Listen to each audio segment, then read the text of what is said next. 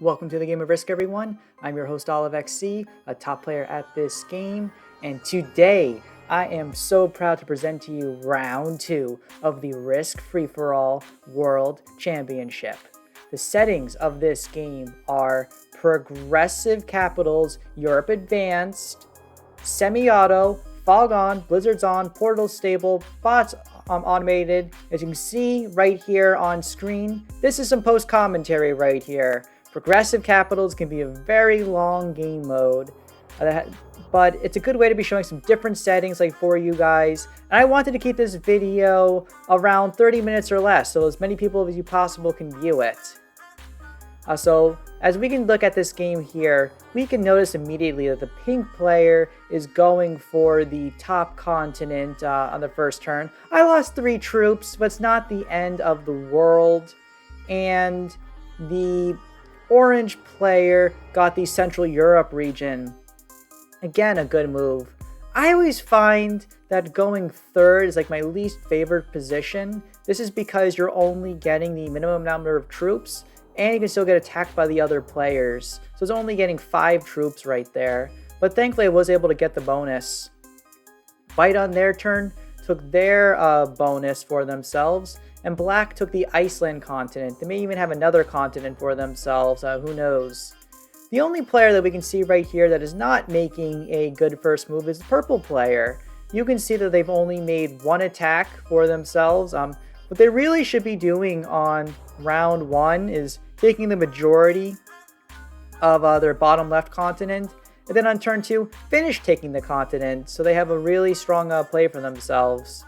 They have a potential risk of the black player then invading them, but they would still have a lot of territory, and they would just retaliate and then hit the black player, which could potentially be bad for both of them. Unfortunately, though, the fact that the purple player was leaving their troops away from a portal really hurts them. Now as we head to round 2, people are starting to get their second continents. The pink player takes a continent in the middle. The orange player looks like they really weren't taking an extra continent, but they got a big one round 1, so working out totally fine.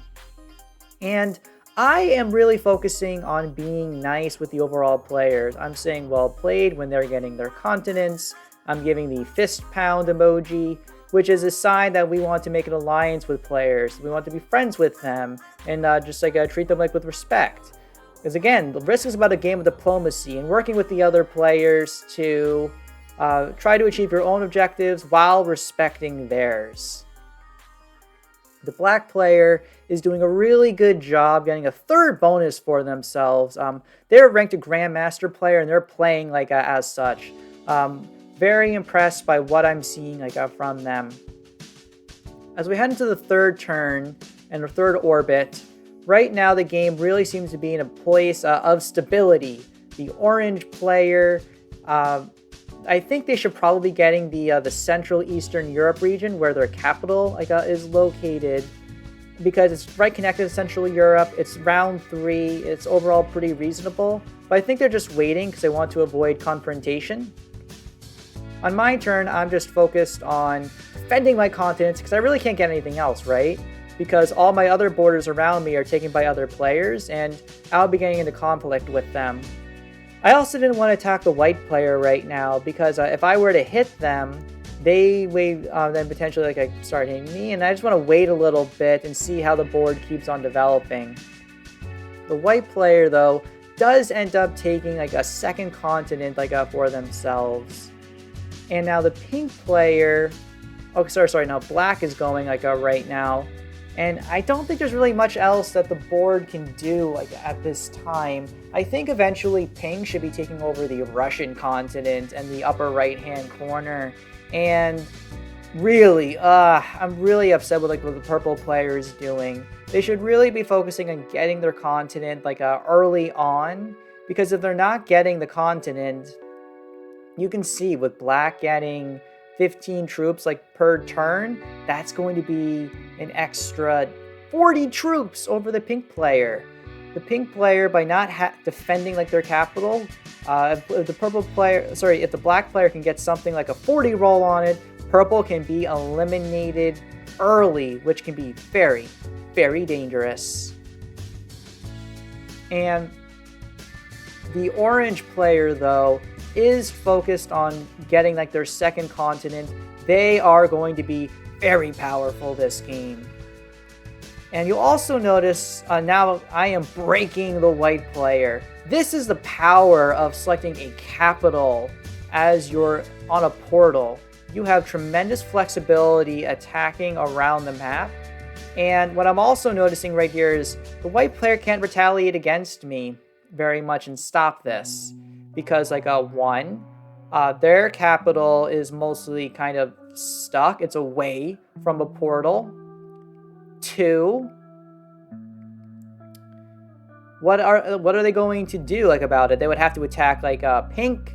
They would have to attack black, and then they would have to take me. They're making enemies of a lot of people. And then 3, well, what damage would they do to me? Well, I could lose some 1s, a 6, maybe like another bonus.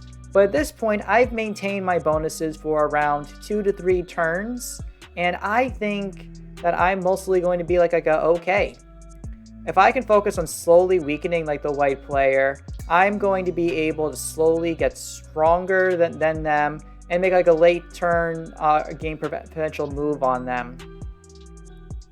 But now as we're heading into like the 4th and 5th turns, the pink player has finally finished taking over the Russia region. Really like what I'm seeing right there. They're making those continuous fist pounds with the orange player, signifying like a strong alliance. The players here are doing a good job.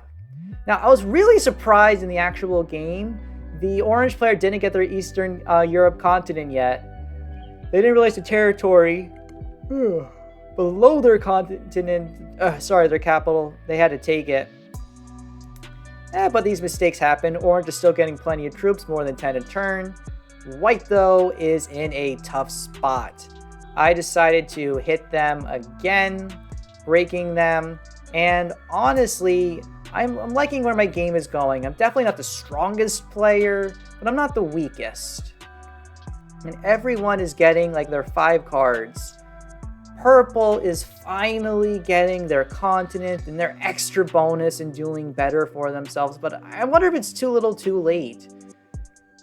Yeah, they're going to be able to trade in, but I just think they had a really missed opportunity like this game to really expand faster and do fine for themselves. Now the trade-ins are going to start happening. In the first orbit, it can be pretty impactful, but as it's progressive capitals, eventually the sets are going to be getting very, very large, and by having the defender's bonus of your capital, no one's going to be able to attack you and do anything. And that's kind of at least a little bit the stalemate nature of these settings, right? Well, if you're not attacking other players very aggressively early on, and the board enters a sense of balance and stability, you'll end up seeing these the games enter a sense of a stalemate. But don't worry, guys, this game is not going to be a stalemate. I was able to edit for you guys. I was so happy that I was able to do that. As a fun fact, my original game time was supposed to be a 9 p.m. Eastern Standard Time, on my time. But it ended up being, I was able to move to an hour earlier game. And I was actually hanging out with some friends at the bar. I had to leave a little bit early in order to start my game. But it was worth it. I was prepared to do multiple hours with this. But we can see the problems of the purple player not getting their continent early for themselves. They end up, the black player ends up eliminating them from the game, and they now have 5 cards to trade in on the next turn. And since they had all the extra troops, they can't be eliminated profitably or safely. And there's also a really nice thing that happens on the next turn.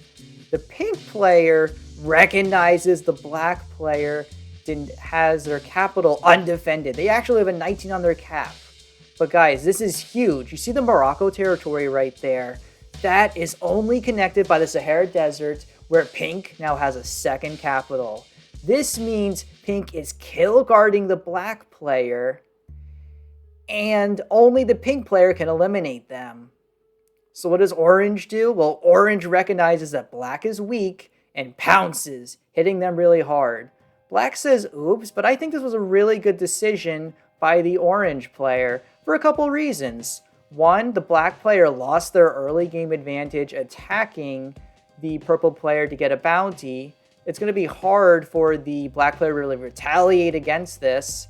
And two, even if there's like a war of attrition, eventually, with all of the extra territory and continents the orange player is going to have, they're going to be able to establish a stronger board position for themselves. So I think they made a really nice move advancing the game. The black player, though, is a grandmaster level player, and he has come here to fight. He's thinking really hard about his turn, and I am purposefully leaving my borders undefended in case they want to hit their 20. I lose like something like 4 troops like in one turn. But if the orange player loses their 20, it's a net win for me and I will take it. My strategy right now is to make some small, concrete, concentrated attacks now. Maybe make small pot shots, breaking some players' continents, but trying to just protect my continents, protect my borders, keep up a high troop count, and make it so that if any player wants to attack me, they would have to self-destruct if they were to hit my capital. I have like one of the strongest capitals on this board, and I am safe. Orange player, by the way, is doing an excellent job advancing the game right here. Look how they have now attacked the black player, further weakening them. I'm debating right here if I should be trading in and then attacking another player, but I decide against it. Instead, I just focus on just attacking one more territory, putting the rest of stuff on my capital and going back. And look at this, a 72 capital. I skipped the number 69 with pride. But in all seriousness, with the 72 cap, you really need about 150 troops in order to safely take it, eliminate it, and then have enough to take out my other territories. I'm just so strong right now that I know that I'm going to be safe. The black player is certainly very weak right now, but they don't care. They're going in and hitting orange anyway. Orange, being the good sport that they are, says well played to the black player. But it's a war of attrition. The black player is weak. I don't know how much longer they can do this.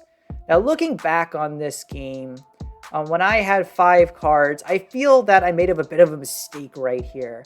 I feel as though with orange attacking like this much, this may have been an opportunity for me to be hitting like the orange player, weakening them like a little bit, and then I could have worked together with the black player to like weaken one of our mutual enemies, and that would like advance the game. This would be beneficial to the pink player, but as pink is the only one that could be eliminating black, maybe then black would get very, very weak as well. Pink eliminates black, and then we can get to a 3-player endgame scenario. So me not attacking orange right here and using my additional troops, I think is a mistake on my end, but the nature of progressive capitals is passivity.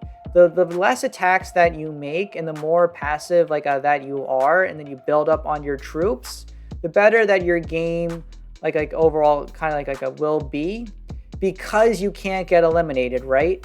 In very late game progressive caps, the key to advancing the game is through a card block.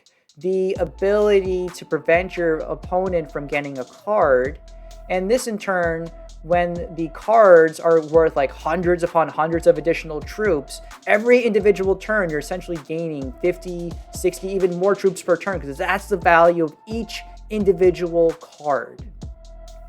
But that can be very difficult and challenging for other individuals to do. So again, I don't know if that would really happen.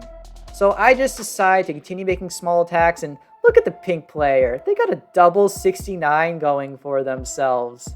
They are a winner at life, if I do say so myself. And this is why, guys, this channel is not made for kids. White, by the way, ended up losing 10 troops attacking someone, probably the pink player. I was a little surprised to see that loss, especially as the white player hasn't been getting many troops per turn. Another thing I should be thinking about as this game continues advancing is if I should try to take out the white player at some point. And I'll have to think about that as the next set of trade-ins come in. But I've successfully been waiting for myself. My cap is now 140. We are so much higher than the actual card trade-in that I'm going to be fine for the long term. I am unfortunately going to have to continue breaking the white player because that's where the portals are located. But it looks like the orange player is also going to be breaking the white player, so things are going to be completely fine for me. So I'm just going to go, I'm going to make one attack and just try to create a sense of stability. And one thing I'm also doing right now is I'm just trying to see what's going on here.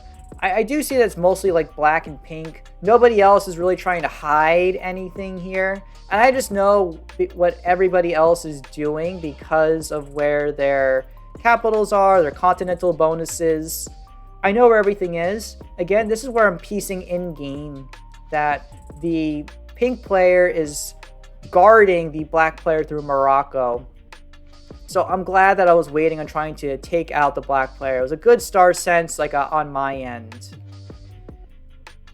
At this point though, this is where we get to the true kind of stalemate nature of progressive capitals. There's nothing more that we can do at this time besides card trade or have another player make a significant attack. The best thing that could happen would probably be the pink player or the orange player were to attack someone else. They're the strongest players within the game. I'm at a middle strength player, so it doesn't really make sense for me to be hitting someone. Now, orange is doing a good thing, making a couple of attacks, but orange cannot give a card block because, again, black capped on a portal. I cannot tell you how good black's cap is right here. Black, pink, orange, and I have the best cap spots, and we are in a really, really good spot. White has a really bad cap slot because they couldn't cap on a portal. That's probably the one little gripe I have about these settings, the luck element. I did a couple of practice games, and I wasn't always able to get a portal for myself. And if you can't get a portal, that lack of mobility makes things very, very challenging. But hey, you're going to get a little bit of luck sometimes, and I am quite happy to be getting my lucky portal spot. As we head to the stalemate and trading back and forth, you'll notice that I keep on hitting the white player, and I'm doing this because I want to try to prevent them from getting additional bonuses. Because again, I know that the only thing that they can do if they wanted to retaliate into me would be to hit my capital through the portal, right? Or if they really wanted to, they can hit my 6s, my 3s, maybe a couple of 1s, but that's not going to be doing a tremendous amount of damage. This is very good targeted aggression right here. They really can't be doing anything to stop me at this time. So I know that I can continue making these attacks, and the white player is going to continuously get weaker from all of this. So I just don't know what else I can be doing at this time to advance the game. And that's something I had to probably look to improve a little bit as a player. And a lot of these tournament games I've had been a little bit more kind of passive because I want to see how things develop. I want to get to the final 3 situation, use my mechanical skills that I learned through 1v1s. And if I could just get to the final 3 where there's lots of aggressive attacks, card blocking, very complicated moves, I know my late game decision making will take me to that next level. I just need to wait for one of the other players to make a move that will advance the game to my benefit. So what else are we able to do at this time? I'm not really sure. But you guys can see the game's only going on for a couple more minutes. So I can promise you there is going to be an explosive finish. I am happy at least to be getting the 85 trade in. And One mistake I think that I'm also making for myself here is I probably should be trying to think about maybe taking out the white player. Because at this point, I've successfully been weakening them like the entire time. But like during the game and even through this post-game commentary, I think because their capital is really strong, they probably have like maybe like a 120, 130. If I were to have taken them out, the black player would then immediately trade in and then probably take me out like afterwards. So I'd probably lose about 200. That would leave my cap like weak. And again, I just don't want to risk it, right? The pink player as well may also be able then to trade in and then like potentially like take me out. So I just get very, very worried about making like these additional attacks. Because again, I just don't want to be making a move, overextending, and that just ends up like costing me the game. I want to have someone else make a move first, especially when I'm not like the strongest player. So we're getting to that final like stage of the main game where we have that explosive finish. And guys, like you guys can just go wait like a little bit more. It is going to be crazy. Pink is continuing to place their troops down. They now got a 169. I did not do a general dab. Probably one of my greatest mistakes this game. I'm constantly watching to see if Pink will be attacking to the left. I know that they won't because they understand the value of like, the kill guard, but I can always keep on hoping. The orange player also has given themselves another continent right in front of Pink's capital. Sorry, White's capital. So White now is going to have basically like only one bonus. They are in a tough spot, and now we get to the key moment of the game. You can see right here, because White is traded in, they're pointed at me, they give the devil face. And they're basically saying, if you hit me again, I am going to hit you, Risk Grandmaster OliveXC. Especially as they've traded in and the other players give like the white flag. I, at this point though, feel like I just have to call them out on their bluff. And this is because, well, what are they really going to do? Are they really going to end their entire tournament hitting me just like a because? I really just don't see that happening. And maybe that's something I have to work on from like the psychological element. Like, would someone push to the edge? Will they actually attack me? And at the time of the game, I think no, like it's going to be really stupid if another player is going to be attacking me. I decide like to hit the white player again because like what are they going to do? Are they really going to end their game and hit me? Let's see. They do, you guys. I have to say this was like a miss on my end, constantly attacking the white player throughout the entire game like this. But this was a failure of me to understand the psychological elements of like the players and knowing how they're going to react. The black player, by the way, makes a really big mistake right here. They should be eliminating the white player as well and getting another bounty for themselves, giving themselves 16 for the game. But hey, we're all players. We make mistakes right here. Pink, though, has been playing an amazing, incredible game. I'm very proud of her. She recognizes that the white player is weak and eliminates him as well. Only thing about the white player ruining their tournament is they take out like mine as well. I mean, they were basically send a message that if you were going to ruin my game, I'm going to ruin yours. So as we wrap up the game right here, the orange player tries to take out black, but remember, Pink was kill guarding them all game long. But the black player, they have the set on 3. Pink decides to trade in. They get one more bounty, and now they are trying to go for the win. They leave their stack trapped, but they decide to go for a cap run, giving up the bounty, taking the game. Thank you guys so much for watching. This is OliveXC signing off.